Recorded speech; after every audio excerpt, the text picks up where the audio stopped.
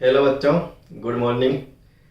आप सभी को नववर्ष की शुभकामनाएं। नववर्ष आपके लिए मंगलकारी हो और नववर्ष में आप अच्छी उन्नति करें, आपका अपने जो माता पिता का सपना है वो पूरा करें।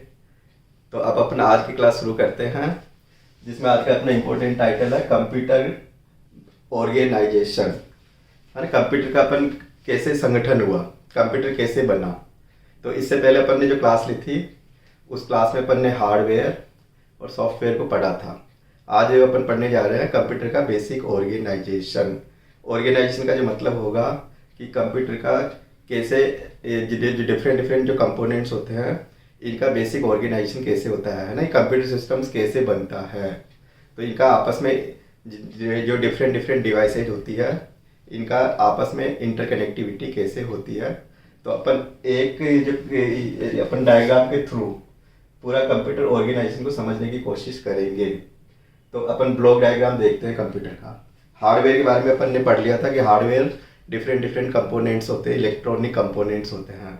तो हार्डवेयर को अपन है ना फिजिकल कंपोनेंट्स है, छू सकते हैं, फील कर सकते हैं। हार्डवेयर से पूरा सिस्टम्स बनेगा। तो सिस्टम्स बनाने के लिए डिफरेंट डिफरेंट कंपोनेंट्स है। जैसे अपन ने मदरबोर्ड है ना, सीपीयू, कंप्यूटर की मेमोरी, कंप्यूटर का हार्ड डिस्क हो गई, कंप्यूटर में कीबोर्ड हो गया, मॉनिटर हो गया। तो डिफरेंट डिफरेंट कंपोनेंट से एक सिस्टम्स बनता है। अब सिस्टम्स का बेसिक ऑर्गेनाइजेशन कैसे हुआ, इंटरकनेक्टिविटी कैसे होती है, इसका ब्लॉक डायग्राम कैसे बनेगा, तो ये इंपॉर्टेंट पॉइंट है। तो इसी को आज अपन इस क्लास को आज पूरा ब्लॉक डायग्राम को लेके डिटेल में पढ़ रहे हैं अपन। तो अब सबसे पहले देखें कि कंप्यूटर में एक जो मेजर कंपोनेंट होता है तो वो तो हो गया आपका सीपीयू। जैसे एक अपना ये मेजर कंपोनेंट हो गया कंप्यूटर का सीपीयू। सीपीयू सीपीयू मीन्स होता है सेंट्रल प्रोसेसिंग यूनिट। सीपीयू का पूरा अर्थ हो गया सेंट्रल प्रोसेसिंग यूनिट। कंप्यूटर का ब्रेन है। जितने भी प्रोसेसिंग एक्टिविटीज होती है वो सीपीयू के थ्रू होती है। जस्ट लाइक जैसे ह्यूमन सिस्टम्स में होता है ना ब्रेन, तो ब्रेन का क्या रोल है, तो अपना पूरा सिस्टम्स को जो कोऑर्डिनेट करता है ना, पूरा जो नर्वस सिस्टम्स होता है वो पूरा ब्रेन से पूरा कंट्रोल होता है। तो कंप्यूटर का भी अपने आप में एक सीपीयू ब्रेन है, कंप्यूटर का पूरा हार्ट है। अगर ये सीपीयू नहीं है तो कंप्यूटर पूरा प्रोसेसिंग एक्टिविटीज नहीं करेगा। तो मेजर कंपोनेंट है central processing unit, brain of the computer.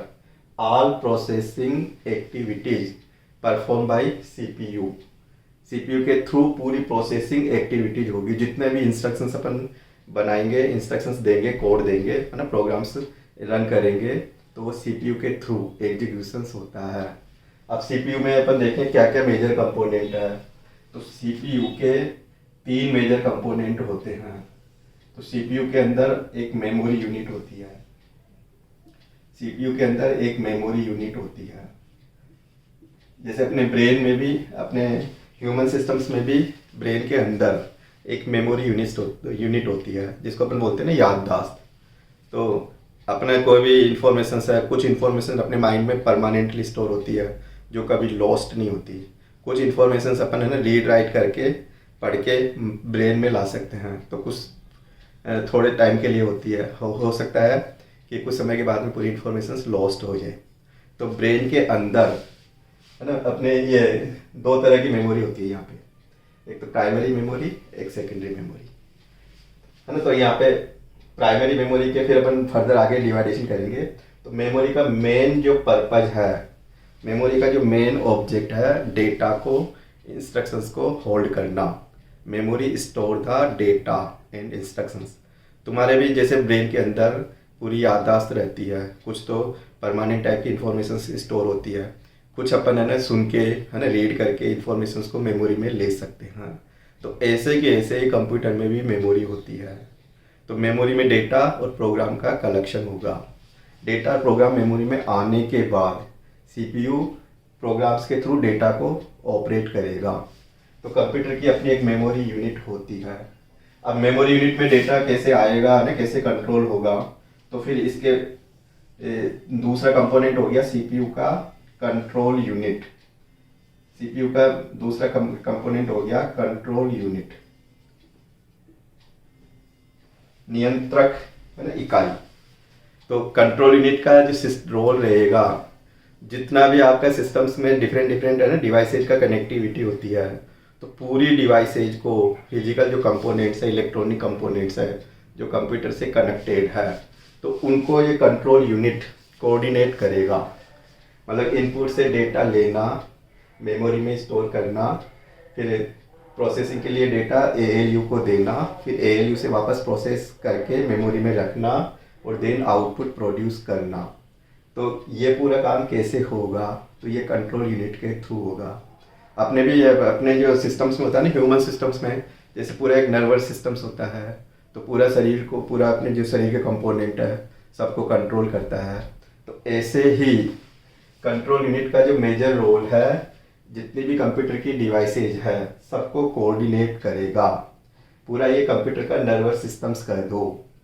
पूरा सिस्टम्स को इनपुट से डेटा लेके मेमोरी में ट्रांसमिट करना, मेमोरी टू प्रोसेसिंग के लिए फिर एग्जीक्यूट करवाना, और फिर देन जो रिजल्ट्स बनेगा वापस मेमोरी में स्टोर करना, और फिर आउटपुट के लिए रिजल्ट्स को सेंड करना। तो ये जो जितना भी है ना डेटा का पूरा कंट्रोलिंग है, डिवाइसेज का पूरा कंट्रोलिंग है, वो इस यूनिट के द्वारा होगा। ओवरऑल सिस्टम्स को ये पूरा कंट्रोल करेगा। जितने भी कंप्यूटर के फंक्शनिंग कंपोनेंट है उनको ये पूरा कंट्रोल करेगा। तो कंप्यूटर में एक कंट्रोल यूनिट है, पूरा नर्वस सिस्टम्स कर दो। फिर एक अपना ना कंप्यूटर में सीपीयू का तीसरा मेजर कंपोनेंट हो गया एएलयू। एएलयू जिसको बोलेंगे अर्थमेटिक लॉजिकल यूनिट। एएलयू का पूरा नाम हो गया अर्थमेटिक लॉजिकल यूनिट। अब ये यूनिट क्या करेगी, ये सीपीयू का तीसरा कंपोनेंट है, तो क्या करेगी, अर्थमेटिक्स से रिलेटेड पूरी कैलकुलेशन। अर्थमेटिक्स आपने पढ़ा हुआ है, शुरू से ही पढ़ते आते हैं अपन अर्थमेटिक। अर्थमेटिक में क्या कैलकुलेशंस होती है, एडिशन, सब्ट्रैक्शन, मल्टीप्लाई, डिवाइड, है ना, कोई रिमाइंडर कैलकुलेट करना। तो अर्थमेटिक्स से रिलेटेड पूरी calculations, all arithmetic calculation and logical calculations. Logical में decision making calculation. Decision making मतलब जो निर्णय लेते हैं अपन, तो डिसीजन कई कैटेगरी के हो सकते हैं, डिफरेंट डिफरेंट टाइप के डिसीजन हो सकते हैं। लॉजिकल डिसीजन भी हो सकता है, रिलेशनल डिसीजन भी हो सकता है, एक कंडीशन भी हो सकती है, दो कंडीशन भी हो सकती है। तो कंप्यूटर लॉजिकल कैलकुलेशन कैसे करेगा, जिसका रिजल्ट ट्रू और फॉल्स में प्रोड्यूस होता है। कंडीशन सही है क्या, कंडीशन गलत है क्या, तो ये डिसीजन कैसे लेगा। तो all arithmetic calculations, all logical calculations perform by ALU, मतलब गणितीय और तार्किक जो कैलकुलेशंस है वो एएलयू के द्वारा होगा। एएलयू का पूरा अर्थ हो गया अर्थमेटिक लॉजिकल यूनिट। एएलयू का पूरा अर्थ हो गया अर्थमेटिक लॉजिकल यूनिट। सीपीयू का पूरा फुल फॉर्म हो गई सेंट्रल प्रोसेसिंग यूनिट। सीयू की फुल फॉर्म हो जाती है कंट्रोल यूनिट। तो अपन इसको थोड़ा सा याद रखने के हिसाब से अपन लिख सकते हैं, जैसे सीपीयू, सीपीयू हो गया सेंट्रल प्रोसेसिंग। याद होना चाहिए, कॉम्पिटिटिव एग्जाम के हिसाब से इंपॉर्टेंट पॉइंट हो जाता है यूनिट। एएलयू का पूरा अर्थ हो गया अर्थमेटिक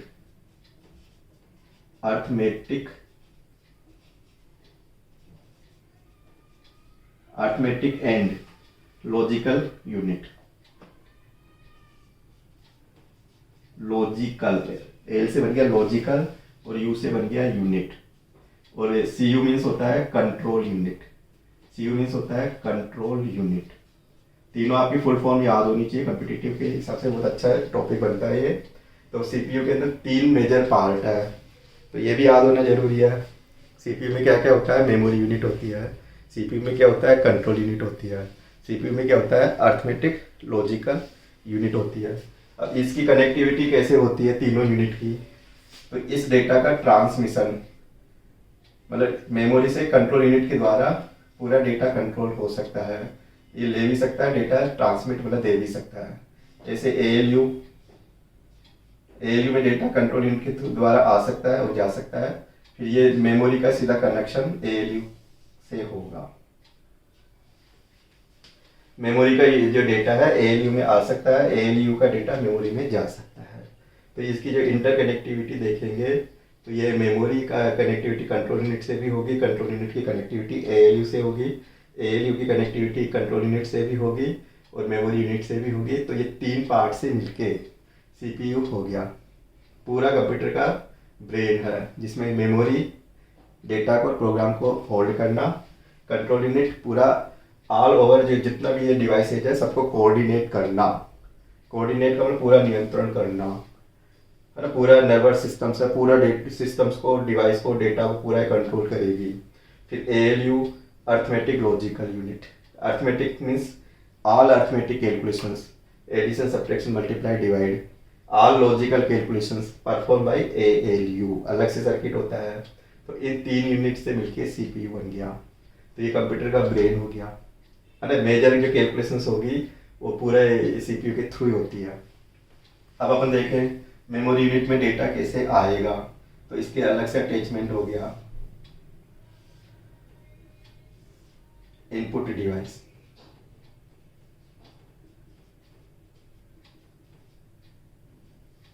और एक आपका डेटा को अपन ना कैसे देख पाएंगे, रिजल्ट्स को कैसे देखेंगे, तो एक आउटपुट डिवाइस हो गया, आउटपुट डिवाइस। तो इनपुट मीन्स होता है कि आप डेटा को है ना, प्रोग्राम्स को कंप्यूटर मेमोरी में कैसे ट्रांसमिट करोगे। तो इनपुट के द्वारा डेटा को और प्रोग्राम्स को अपन फीड करते हैं। तो डेटा कैसे जाएगा मेमोरी में, जैसे अपने माइंड है, अपना माइंड में इंफॉर्मेशन कैसे जाएगी। तो अपने माइंड में इंफॉर्मेशन जानने के लिए अपनी आईज है और कान है, अपन आँख से डेटा को मेमोरी में ले जा सकता हूँ और कान से सुन के डेटा को मैं मेमोरी में ले जा सकता हूँ। तो कंप्यूटर के पास आँख भी नहीं है, कान भी नहीं है, तो कंप्यूटर के पास इनपुट डिवाइसेज है। डिफरेंट टाइप का डेटा जो होता है, तो डिफरेंट टाइप के डेटाज को अपन इनपुट के थ्रू मेमोरी में भेज सकते हैं। अब तुम सब जानते हो डेटा कई सारी फॉर्म में हो सकता है। जैसे अपन कम्पिटिटिव परीक्षा के, जैसे मान लो कम्पिटिटिव परीक्षा देते हैं तो ओएमआर में आंसर लिखते हैं, तो ओएमआर सीट में जो आंसर की मार्किंग करते हो वो डेटा के एक मार्किंग फॉर्म में हो गया ओएमआर सीट पर। तो ये डेटा मेमोरी में कैसे जाएगा, जब तक डेटा मेमोरी में नहीं जाएगा तब तक अपन काम नहीं कर सकते। डेटा को सबसे पहले काम करने के लिए मेमोरी में ट्रांसमिट करना ज़रूरी है। तो ट्रांसमिट करूँगा तो डेटा कैसे भेजूँगा। मान लो आप चाहते हो मेरे वॉइस को रिकॉर्ड कर दो, है ना, मैं चाहता हूँ मेरा एक प्रिंटेड डेटा है, कोई ग्राफिक्स फॉर्मेट में डेटा है, कंप्यूटर की मेमोरी में ले लो। मैं चाहता हूँ कि मेरा डेटा को एक फिक्स फॉर्मेट के उसमें, जैसे बैंकिंग सिस्टम में चेक की एंट्री होती है, कंप्यूटर में ट्रांसमिट कर दो। अपना डेटा ऑडियो वीडियो है ना, किसी भी फॉर्म में हो सकता है। तो डेटा को कंप्यूटर में कैसे ट्रांसमिट करें, तो डेटा को फीड करेंगे, डेटा को मेमोरी में ट्रांसमिट करेंगे, तो अलग से अटैचमेंट हो गया, सेपरेट डिवाइस है। अपने ह्यूमन सिस्टम्स में भी सेपरेट डिवाइस है, आईज है और ईयर है। तो डेटा को अपन ब्रेन में लेके चलते हैं। तो कंप्यूटर की मेमोरी में डेटा कैसे जाएगा, तो इनपुट डिवाइस के थ्रू जाएगा। तो इनपुट डिवाइस कंप्यूटर के वो डिवाइसेज कह दो जिसके थ्रू, है ना, जिसके द्वारा डेटा को और इंस्ट्रक्शंस को मेमोरी में भेजते हैं।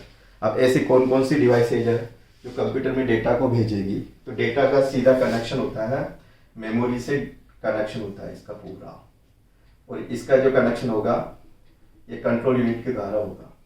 कंट्रोल यूनिट के द्वारा मेमोरी से इनपुट से डेटा लेगा, मेमोरी में भेजेगा। तो ऐसे कौन सी डिवाइसेज है जिनके द्वारा इनपुट से डेटा भेजे।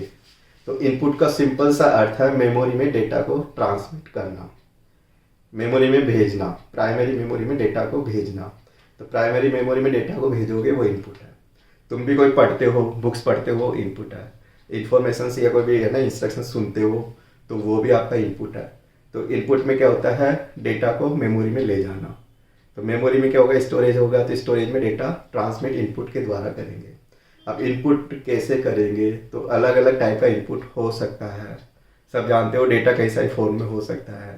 तो डेटा को लेने के लिए फिर इनपुट डिवाइस है अपने पास, बहुत सारे डिवाइसेज है। तो कंप्यूटर में अगर एसेंशियल डिवाइसेज देखे तो अपने पास है ना, इनपुट की डिवाइसेज देखे तो सबसे पहले तो कीबोर्ड आ जाता है। कीबोर्ड स्टैंडर्ड इनपुट डिवाइस है। फिर ये माउस है, हर कंप्यूटर सिस्टम्स में होगा। फिर आपका जैसे वेब कैमरा हो गया, वेब कैमरा, है ना, स्कैनर हो गया, स्कैनर हो गया, डिजिटल कैमरा हो गया, डिजिटल कैमरा, माइक हो गया,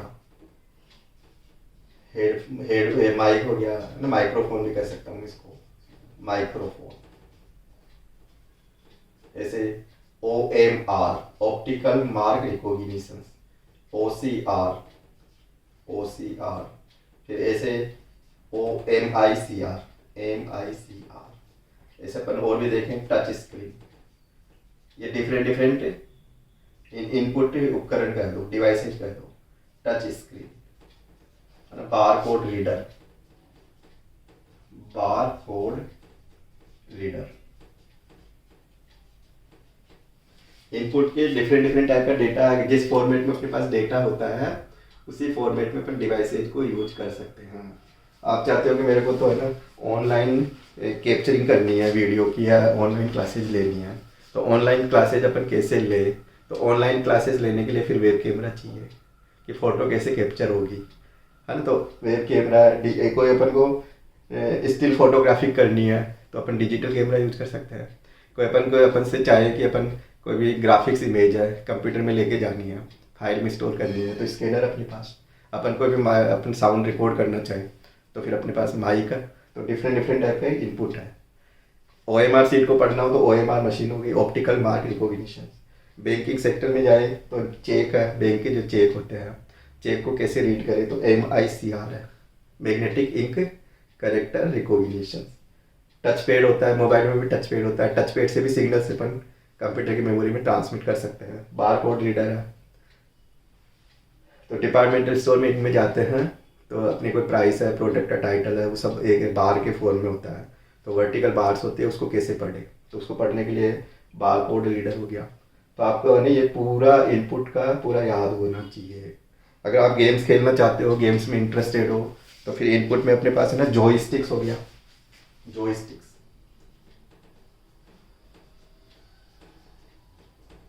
टच पैड हो गया, अपन लैपटॉप में इनमें देखते हैं तो टच पैड हो गया अपने पास। ट्रैक बॉल हो गई, ट्रैक बॉल। तो ऐसे 17-18 डिवाइसेज अपने इनपुट हो सकती है।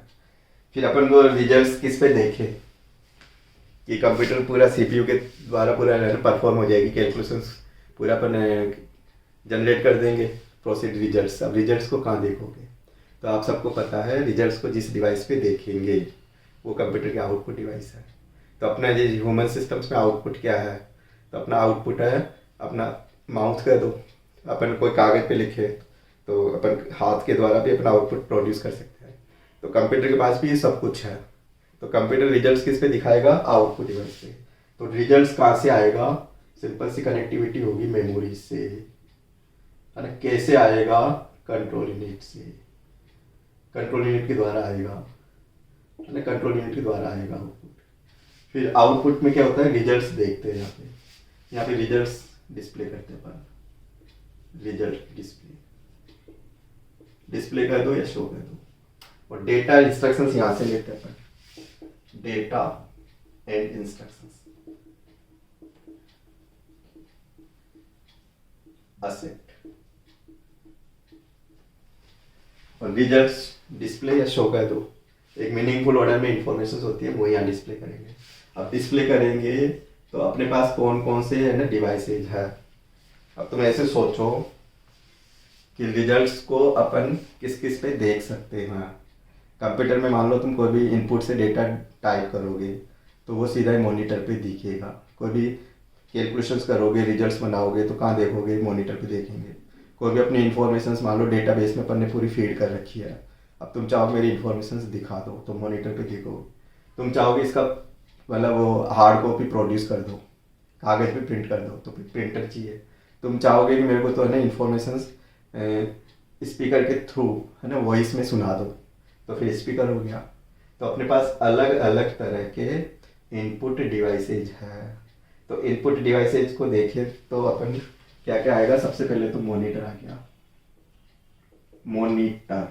मॉनिटर को कंप्यूटर की टर्मिनोलॉजी में VDU, वी डी यू का पूरा अर्थ हो गया V visual, D display, U unit. तो वीडियो क्या हो गया विजुअल, जिस पे अपन विजुअल वे में डिस्प्ले देख सकते हैं, जिसमें सीधा है ना एक तरह से पूरा सीन जिसपे देख सकते हैं अपन, दृश्य, विजुअल डिस्प्ले यूनिट। तो वीडियो कंप्यूटर का आउटपुट डिवाइस है, वीडियो मॉनिटर को अपन कह सकते हैं। मॉनिटर पे जो देखेंगे वो विजुअल डिस्प्ले यूनिट कहलाएगी। कभी कभी इसको अपन स्क्रीन भी बोल देते हैं कि कंप्यूटर की स्क्रीन। तो स्क्रीन का मतलब मॉनिटर, मॉनिटर मीन्स वीडियो। तो पहला ये हो गया मॉनिटर, फिर कई सारी वेराइटी में आएंगे। फिर अपन दूसरा देखें प्रिंटर। अब प्रिंटर पे अपन क्या करेंगे कि कोई भी रिजल्ट्स है, पूरा प्रोसेस हो गया है ना, पूरा कंप्लीट एक लेआउट बन गया रिजल्ट्स का। अब तुम चाहोगे इसको एक प्रॉपर कागज पे प्रिंट कर दो, पेपर पे प्रिंट ऑन पेपर। तो प्रिंटर का क्या रोल है कि कोई भी अपने जो प्रोसेस्ड रिजल्ट है, कोई भी इंफॉर्मेशन है, अगर अपन को पेपर पे प्रिंट करना हो, देखना हो, पेपर पे लेना हो, तो वो प्रिंटर के थ्रू अपन प्रिंट करेंगे। तो प्रिंटर क्या करेगा प्रोड्यूस हार्ड कॉपी, और मॉनिटर क्या करेगा प्रोड्यूस सॉफ्ट कॉपी। जो डायरेक्ट अपन कंप्यूटर पे देख ले, एडिटिंग कर ले मॉनिटर पे, वो सॉफ्ट कॉपी प्रोड्यूस करेगा। सॉफ्ट कॉपी को अपन फिजिकल वे में रख नहीं सकते। फिजिकल वे में रखना चाहोगे तो फिर अपन फाइल में इंटरनली हार्ड डिस्क पे, और या फिर अपन कोई भी स्टोरेज डिवाइसेस पे यूज कर लेंगे। तो सॉफ्ट कॉपी को देखना हो तो मॉनिटर होगा अपने पास। तो सॉफ्ट कॉपी जैसे फाइल में डेटा रखते हैं ना, वो सॉफ्ट कॉपी हो गया। और हार्ड कॉपी कागज़ पे जो डेटा रखेंगे, पेपर पे जो प्रिंट करके रखेंगे, वो हार्ड कॉपी हो गया। तो सॉफ्ट कॉपी मॉनिटर पे डिस्प्ले करना और प्रिंटर पे प्रोड्यूस करना हार्ड कॉपी कहलाएगा। तो मॉनिटर क्या करेगा प्रोड्यूस सॉफ्ट कॉपी, वो दिखा देगा आपको सॉफ्ट कॉपी कि इस फाइल में क्या है, देख के और फिर पूरा अपना काम कर लो। और एक होता है कि प्रिंटर पे देख लो, फिर ऑफलाइन कभी भी अपन है ना उसको मॉडिफाई कर ले। तो प्रिंटर पे प्रिंट करे तो ये आपका आउटपुट कहलाएगा। तो प्रिंटर की भी फिर कई सारी वेराइटी होगी, इम्पैक्ट प्रिंटर है, नॉन इम्पैक्ट है, फिर इसमें भी कई सारी वेराइटी आएगी। तो प्रिंटर हो गया। फिर अपन इसमें और देखें स्पीकर हो गया, स्पीकर इसमें और देखे तो अपना प्लॉटर हो गया ना, माइक्रोफिल्म हो गई यहाँ पे, माइक्रोफिल्म, ये आपका आउटपुट है।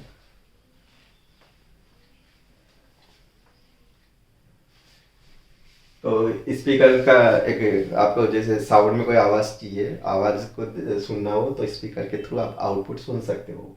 प्लॉटर एक ग्राफिक्स प्रिंटर होता है। जैसे कई बार होता है ना कि टाउन प्लानिंग है, तो बड़े बड़े कोई अपन को नक्शे प्रिंट करने हो, है ना, कोई भी डिजाइन करना हो मशीनरी का, तो आप ये टाउन प्लानिंग है, मशीनरी की जो डिजाइन है किस पे किसके द्वारा प्रिंट करोगे, तो प्लॉटर होता है। प्लॉटर में भी कई सारी वेराइटी आ जाती है। माइक्रोफिल्म में जैसे अपन को भी रील्स पे, रील होती है जैसे एक्सरे को इनको प्रिंट करते हैं तो रील पे फिर प्रिंट कर देते हैं। कोई भी अपन वीडियो की इनकी जो रिकॉर्डिंग करते हैं तो एक फिल्म में माइक्रो फिल्म होती है पूरी वो।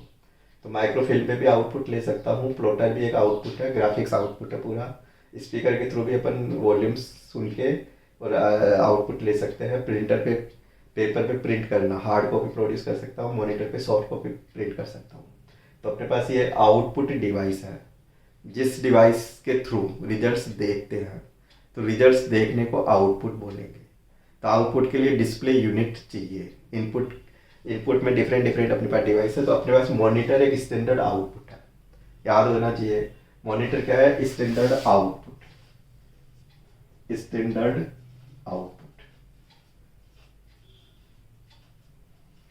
अब मॉनिटर पे भी देखते हैं तो कई सारी इसकी वेराइटी है। अब इसमें वेराइटी को अगर थोड़ा सा ब्रीफली देखें, CRT वेराइटी को और भी देखें तो LCD है ना, ऐसे TFT है ना, एक हो गया LED। 3-4 वेराइटी है। शुरू में जब मॉनिटर आए थे तो cathode ray tube, picture tube वाले मॉनिटर थे, बड़ी साइज के होते थे। फिर ये थिन फिल्म ट्रांजिस्टर, TFT का पूरा अर्थ होता है थिन, पतली, film, transistor, T means transistor.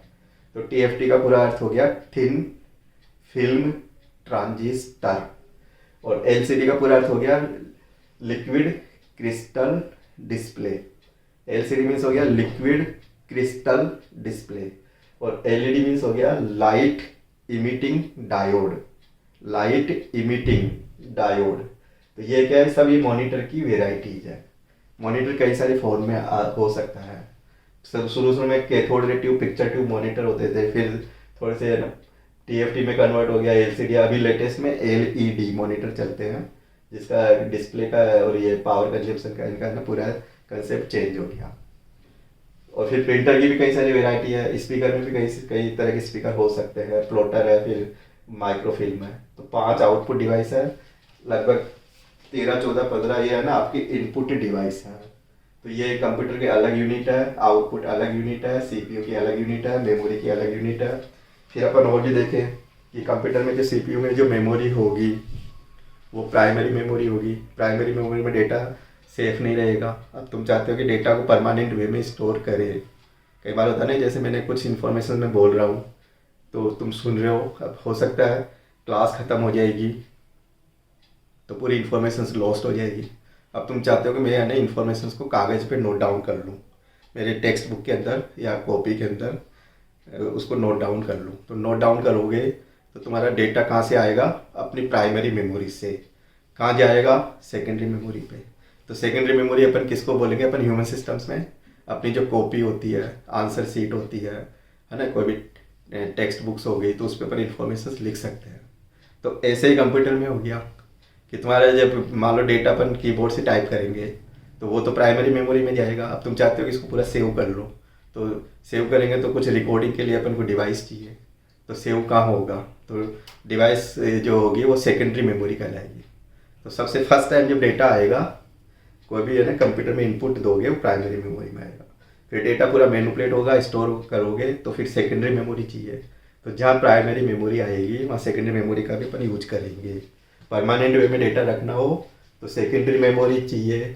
Temporary वे में डेटा रखना हो कि देख लिया डेटा को सेव नहीं करना, तो फिर प्राइमरी मेमोरी चाहिए। अब सेकेंडरी मेमोरी का कनेक्शन सीधा इससे होगा। डेटा आ भी सकता है और डेटा अपन दे भी सकते हैं, ट्रांसमिट कर सकते हैं, दोनों टू वे कह दो, इन और आउट। तो डेटा इन भी हो सकता है, इनपुट भी हो सकता है, और डेटा यहाँ से मेमोरी से निकल के जा भी सकता है, आउटपुट भी हो सकता है। तो इनपुट और आउटपुट ये दोनों जो होगा तो अलग से अटैचमेंट हो गया ये पूरा। अब ये अटैचमेंट क्या कहलाएगा, सेकेंडरी मेमोरी, या आपका सेकेंडरी स्टोरेज कहलाएगा। सेकेंडरी स्टोरेज, जिसको अपन एक्जुलरी मेमोरी कह सकते हैं। Storage, auxiliary storage, secondary memory. अब जिसमें इसमें क्या क्या आ सकता है, इसमें अपन देखें तो हार्ड डिस्क है, कंप्यूटर की हार्ड डिस्क हो गई है ना, सीडी है, डीवीडी है, ऐसे पेन ड्राइव है, है ना, फ्लॉपी डिस्क है, फ्लॉपी डिस्क है, मैग्नेटिक टेप है, मैग्नेटिक टेप है। तो ऐसे कई सारी डिवाइसेज आ सकती है। अलग से अटैचमेंट है ना, मेमोरी, प्राइमरी मेमोरी का अलग अटैचमेंट है, सेकेंडरी मेमोरी का अलग अटैचमेंट है। तो ये सेकेंडरी मेमोरी का कनेक्शन सीधा प्राइमरी मेमोरी से होगा। तो कंप्यूटर की प्राइमरी मेमोरी अलग है, सेकेंडरी मेमोरी अलग है। तो सेकेंडरी मेमोरी का परमानेंट वे में डेटा स्टोर करेगा, प्राइमरी मेमोरी टेम्परेरी वे में डेटा स्टोर करेगी। प्राइमरी मेमोरी से डेटा सेकेंडरी पे अपन सेंड कर सकते हैं, सेकेंडरी मेमोरी से डेटा प्राइमरी मेमोरी में ले सकते हैं। जैसे तुम्हारे का मान लो कॉपी के अंदर डेटा लिख लिया, तो तुम है ना खोल के पढ़ भी सकते हो, और उसको माइंड से फिर उसमें अपन कुछ डेटा ऐड भी कर सकते हैं। तो सिमिलर ऐसी वैसे ही है ना अपन कंप्यूटर के अंदर भी कर सकते हैं। तो कंप्यूटर में अब अपन देखें तो ये एक ब्लॉक डायग्राम हो गया, जिसमें आपका इनपुट का अलग फंक्शंस है, सीपीयू का अलग फंक्शंस है, और आपका सेकेंडरी मेमोरी का अलग है, प्राइमरी मेमोरी का अलग रोल है, आउटपुट डिवाइसेज का अलग है।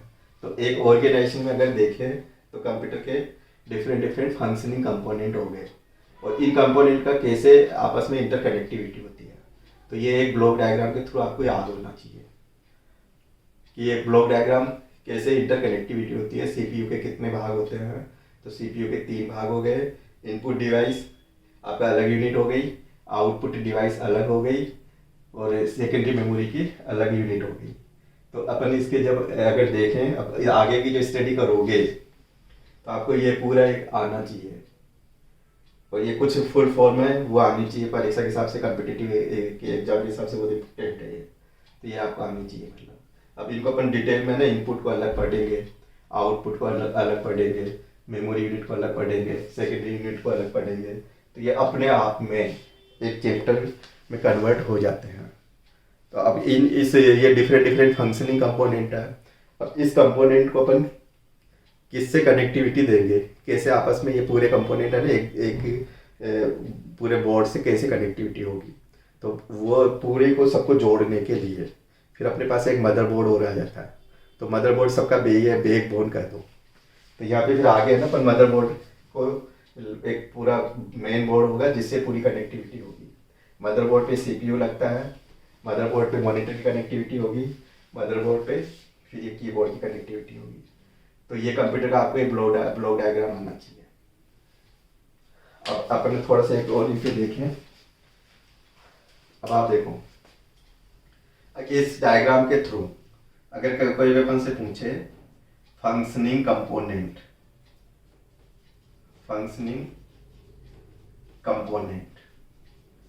ऑफ कंप्यूटर सिस्टम, कि कंप्यूटर सिस्टम के फंक्शनिंग कंपोनेंट बताइए कंप्यूटर सिस्टम। अब आपको इस डायग्राम के थ्रू आ जाना चाहिए।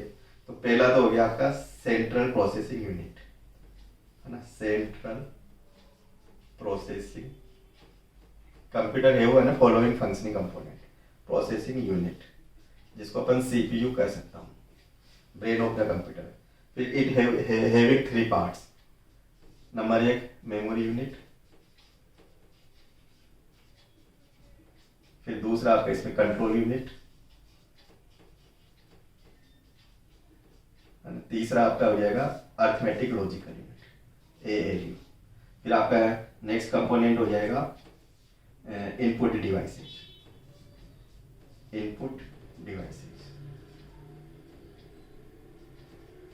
फिर नेक्स्ट कंपोनेंट हो जाएगा तीसरे नंबर पे आउटपुट डिवाइसेज, फिर नेक्स्ट हो जाएगा चौथे नंबर पे सेकेंडरी स्टोरेज।